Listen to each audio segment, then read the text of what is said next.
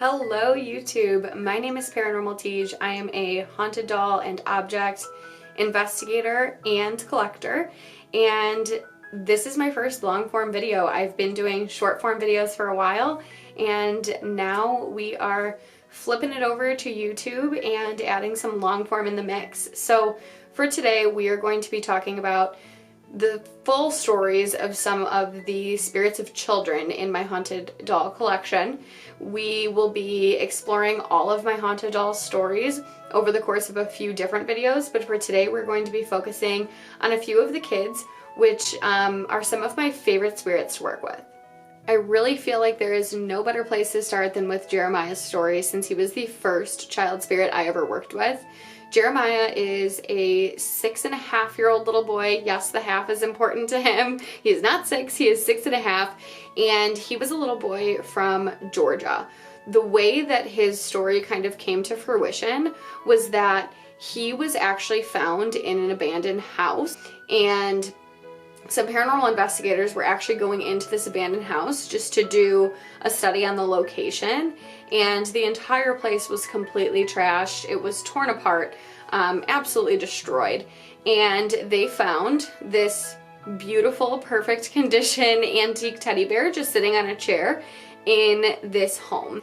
They actually didn't know that the teddy bear was haunted. They just thought that it was a little bit strange that there was a random perfect condition teddy bear in this absolutely trashed house. So they took the teddy bear home with them, not because they thought anything was going on with it, but because they just wanted kind of something to remember that location by, because they were having a lot of activity when they were there and they thought it was a great experience. So they took Jer home, and pretty much right when they got home, activity started. They were having their closet doors open, they were having things get tossed across the room, they were having little kid laughing, voices, and they even saw the bear move. So at that time, they quickly realized that all of the activity that they were experiencing in that house was likely a result of Jer rather than the location itself, and they just brought it home with them. So they started investigating pretty much right away. They knew immediately that this was a haunted object that they were working with, and they started running a series of investigations. They learned very quickly that Jeremiah was exceptional on a spirit box, a PSB-7, and they were able to make contact with him. They were able to communicate with him. He was able to give his name, his story, and then some. So after about 2 years of running full investigations on him, they actually sold him to a university nursing student who was his spirit keeper for about another 2 years, until she felt like his needs were more than she could handle at that time because she was in school, and she decided to send him along to another investigation team who then investigated him over a period of about 4 years, at which point he came to me afterwards. So Jeremiah, his story is very heartbreaking. Everyone has heard pretty much the same story from him, and he's expanded on it even further since he's been here. Essentially, he was one of 6 children, and he was from a very underprivileged family, and we still don't know what it is, but there was something that othered him from his siblings, so he was treated significantly worse than the other 5 children in his family. He was often locked upstairs in the attic. He went for days and days without food or water. He was very, very poorly treated by his parents, and they would often leave him in this attic with a small window, and he would always remember looking out of that window in the attic over into the front yard, watching his siblings play. All of the kids would come over, the neighbors would play with them, and Jeremiah was never allowed out. I still don't know why that is, but that is a significant memory that he shares with everyone. We frequently get dreams from him showing his experience in this attic. Since inhabiting his vessel, he's actually significantly happier. He did not live much of a life at all, and a big reason why he has chosen to stay in this realm is because he wants to experience the life that he didn't get when he was alive. So Jeremiah is extremely attention-seeking. He loves to spend time with us. His activity can be pretty extreme when he's trying to seek attention from us. So if I don't pay attention to him, he may block the text on my phone from sending, he may turn off my internet, he may turn off my TV, anything to grab my attention back to him and away from whatever I'm doing. So he is a very attention-seeking spirit. He loves to play with toys, he loves to play with gear, and he is a major communicator. He can use basically any paranormal communication method that there is exceptionally well, and it's very important to him to be treated like a member of the family. We have seen him throw things, flicker the lights, open and close the closets, open and close the doors, the windows, basically any kind of activity Jeremiah can do. He also is one of our few spirits that's able to move his own vessel, so he will often be in different places than we leave him. We have seen him move right in front of us. He is not shy about it, but he is a very, very sweet kid. One of the things about working with Jer that is a little bit unique and has taught me a lot about working with positive spirits is that he is hyper aware of accidentally scaring someone. So he does not want anyone to be fearful of him. The first couple of times we communicated with him, he repeated on the spirit box, "Don't be scared, don't be scared, don't be spooked, it's okay." And then if he would turn on a flashlight or activate an EMF meter, he would very quickly apologize, say he was sorry, and remind us not to be frightened. So Jer has really taught me a lot about how paranormal activity, the intention is not always to frighten, and as a result, he's really transformed a lot of what I do in educating about the paranormal and sharing that sometimes paranormal activity may look scary to us if we are experiencing it, but that doesn't mean that that's the intent of the spirit. A lot of times the intent of the spirit is just to get your attention and to interact with you, and Jer has shown us that time and time again. He is incredible. He has taught me so much of what I know and changed my view on everything paranormal. So we can thank Jer for this channel even being here. Jer is the best. A natural second spirit to talk about after Jer is Mia, who was actually our second child we ever worked with. She is also 6, and Mia has a very different story from Jer. Frankly, we don't actually know why Mia is still in this realm. We're not sure what she's hanging on to, but she is still here and she is still very, very present.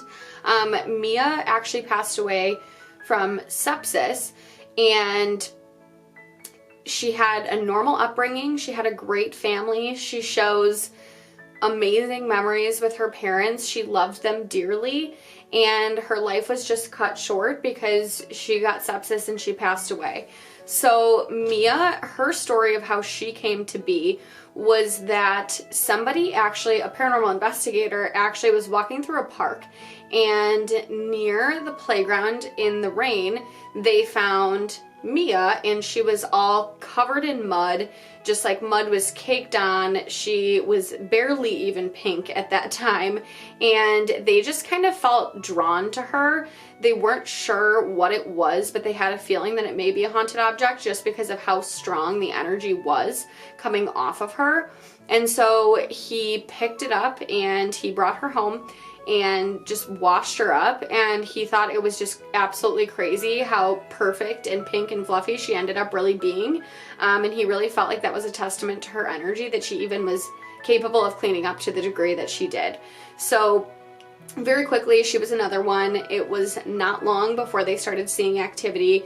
She is very electrical, so overhead lights were flickering, TV was changing, music was coming on by itself. She loves music, so she was turning on the radio by herself to listen to different songs, changing it to the station that she liked, all different things. Right when they made contact with her, they knew she was a super, super sweet little girl. She is very outgoing. She is very friendly, very personable. She was happy to introduce herself and share her story. She is not the most communicative spirit in the world by any means, and I personally think that's because she had some form of disability.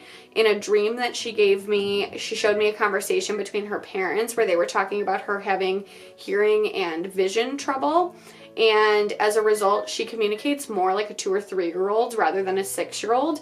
So the information we're able to get from her is very limited, and most of the interaction we have with Mia is more with gear and different equipment. We like to call Mia our gear queen. She can activate anything we give her pretty much immediately. Any form of gear she has figured out, things from thermal tracker devices to basic everyday kids toys she can activate on her own pretty much within minutes of giving it to her. So while Mia is not the biggest communicator in the world, she's absolutely incredible with gear. She is a heartwarming kid to work with. She is always sweet. She's always positive. She actually has healing properties. So in the past, I've had a headache and I've asked her to take it away, and that has gone away. Her energy is extremely strong. So very often when someone new meets her for the first time, they feel almost queasy or nauseous in working with her. And people have also expressed that they have felt this just by watching videos of her. And that is not because she is negative. It is simply because people's empathy tends to pick up on how strong her energy is, and they feel similar to how she did when she passed away. So it's a lot of stomach stuff because of the sepsis history, unfortunately, but typically you get used to it very, very quickly. And shortly after that, she is just a bundle of light and love to work with. We see pink and gold shimmering orbs nearly every night on our security camera coming off of Mia. She's just a pleasure to work with. So Mia is probably the most positive haunted object I've ever worked with.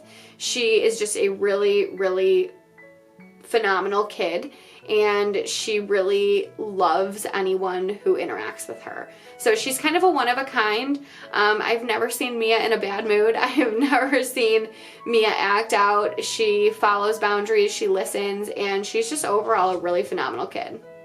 The next spirit we are going to talk about is my sweet Emma. Jeremiah actually picked her out for us. He was saying the name Emma on the spirit box and the spirit chat over and over and over, talking about a tornado, a storm shelter, all of these things, and we didn't understand what he was talking about until the next day when Emma was listed online, and everything that Jeremiah said, including her name and her story, was spot on. He really wanted us to get Emma, so that was what led Emma to us, and I am so glad that we got Emma because she is such a pleasure. So Emma is a baby. She's between 1 and 2, actually. She is one of the more laid back 1 to 2 year old spirits that you interact with. She is just happy to play with the other kids. She really doesn't require a ton from us, to be honest. She takes whatever attention we give and she leaves the rest.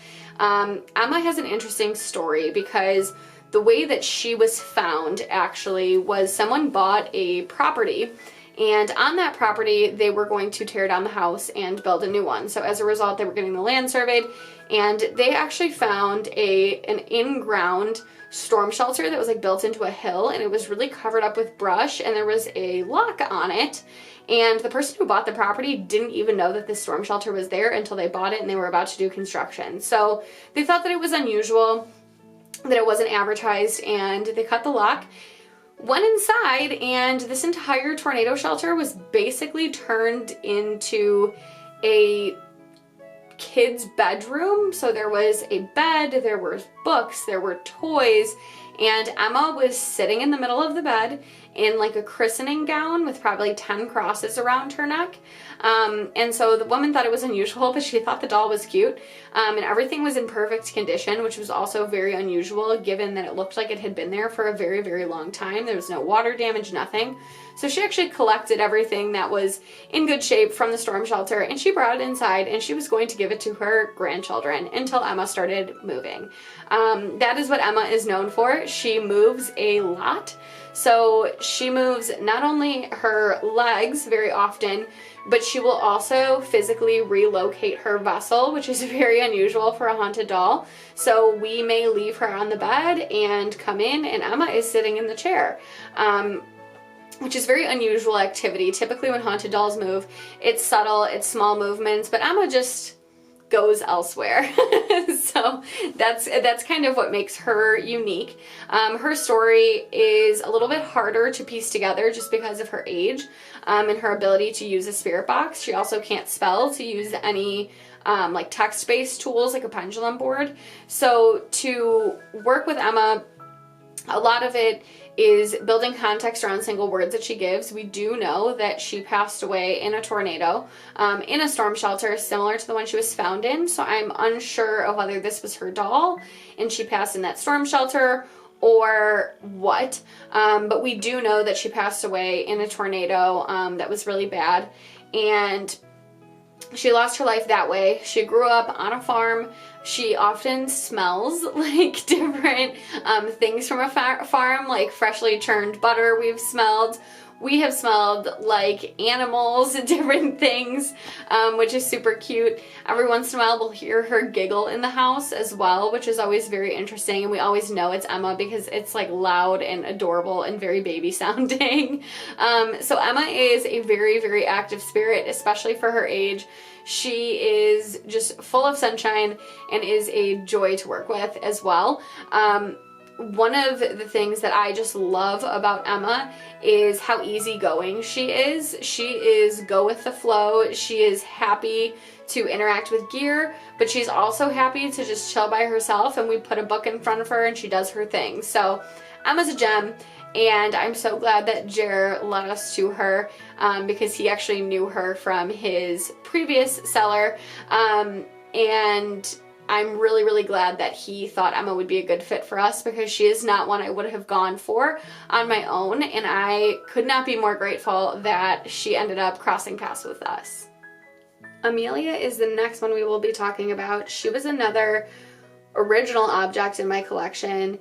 She is super sweet, but you do not get to see her on video very often because she honestly hates being on camera, but she was willing to for this. So thank you, Amelia.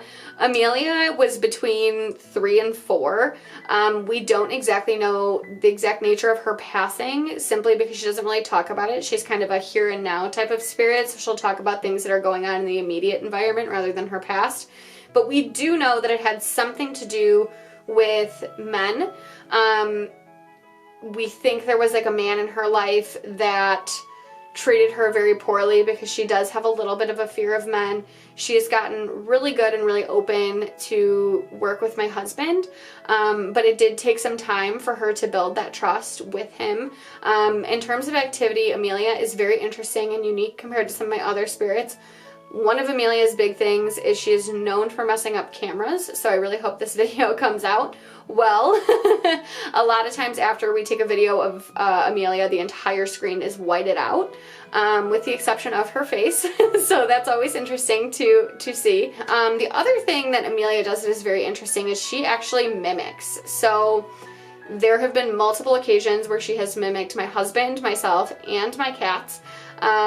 Not in like a negative mimicking way, but in like a little kid trying to copy you way. The most notable time was a time that I actually did not know that my husband wasn't home. I had just woken up and I called down to him. I said, "Hey, what's going on?" He responded and he was like, "Hello." And then I came down 15 minutes later and he was gone. So I texted him and I was like, "Hey, why did you leave without saying goodbye to me?" And he's like, "I didn't. I haven't been home in 2 hours. I've been at the gym." And I was like, "What?" And then I came upstairs. I was like, "Hey, did someone mimic him?" And Amelia right away turns on her little light to admit to it. I verified about 100 times just to make sure it was her because I hadn't really seen any activity from her at that point. And she was happy to admit to it and thought it was quite funny. And my other spirits confirmed as well. So Amelia is a mimicker. We hear it very regularly. We actually had a foster cat who just recently left, and we still hear that foster cat in the house. But it is Amelia. So she is our household mimic, which is always an interesting and funny experience. She also is known for pulling on your pants legs if she wants attention. So if you ever feel your pants get tugged on, that is usually her. She's big into the TV. She loves to turn on Cinderella. And if we change it from Cinderella, she will just turn the TV off altogether. So she is very into her movies, especially her Disney movies, and will make sure that it comes on in the TV if that's what she wants. So Amelia has been with us for a very, very long time. She actually did not come to us from an investigator. She came to us from another spirit keeper who was having some trouble with connecting with her. And she has been a really, really great fit and great addition to our house. She loves our pets. She loves pretending to be our pets. So we just love having her. Last but certainly not least is Akayla. She came to us just recently in the last 2 months. My husband was extremely drawn to her. He just felt a pull to take her in, and so we did. Akayla is one of those spirits that draws in everybody, even through the camera. We get so many comments on TikTok, just like, who's the one in the sunflower dress? Everyone is very drawn to her energy because she is so positive. Akayla is about 9. She is 9, but she has the sense of humor of probably a 30-year-old. She was surrounded by a lot of adults when she was alive, and she has developed this very sarcastic, very witty adult sense of humor for a little kid. She was very well raised. She is extremely intelligent. She loves books. She loves talking about books. She's very, very, very smart. And Akayla's story is heartbreaking. It's one of those stories that I can't even say the whole thing on here because it is so hard to listen to that people have a really hard time when they hear this one. But I will tell the brief story of it. So Akayla, actually, she came from a very, very, very wonderful family. Her family loved her dearly. It was very apparent. She was an amazing big sister to her younger sibling. She was almost like a caregiver mom type of older sibling. And she still does that in her afterlife. She loves to be around other spirits of younger children that she likes to look out for and care for. And so I think the surprise of what happened to her is what keeps her here. One day her dad had lost his job, and he kind of went on a bender and took the family out in the car, and he lined them up and unalived her sibling and her mom all at the same time. Unfortunately, she had to watch both of them. She was the last, so she had to watch that, and that's one of her last memories. And she was just so surprised because it was almost like her dad snapped, and she just didn't ever expect that because that wasn't the kind of home she was raised in. Her sibling and her mom are still very much with her. They visit her from time to time. Despite everything that happened to her and it being so awful, Akayla remains a very positive spirit in her afterlife. We often hear her singing gospel songs throughout the house, and also laughing. Those are the big things we hear with her. She loves to interact with anything that's electrical.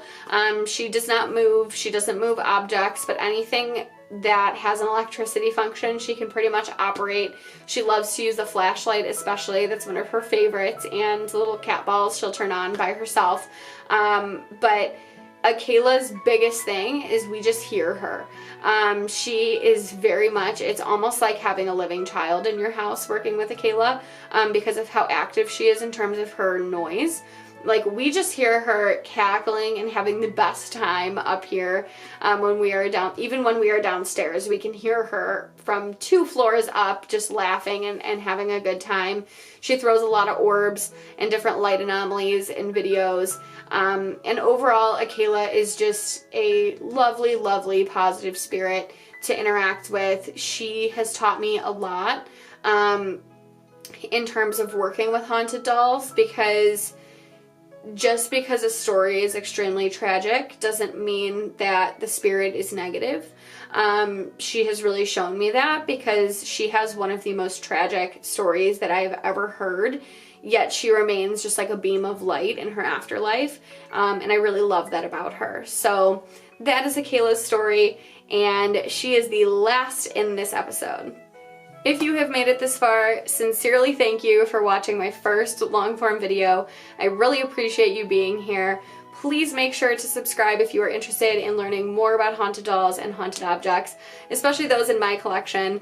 But we will also get into the history of haunted dolls and objects in future videos outside of my collection as well. If you couldn't tell already from the content you've watched, my thing is really working with positive spirits and working with positive haunted objects, and is to really teach you guys that not every paranormal experience that you encounter is negative. We should always approach with curiosity rather than fear, because when we approach with fear, very often we can misinterpret our paranormal experiences as negative when they don't need to be. There are positive hauntings out there, and those few spirits I just talked about were just a small handful of the many that are out there. So if you are interested in learning more about haunted dolls, please make sure to subscribe. We really appreciate you being here, and we will catch you next time.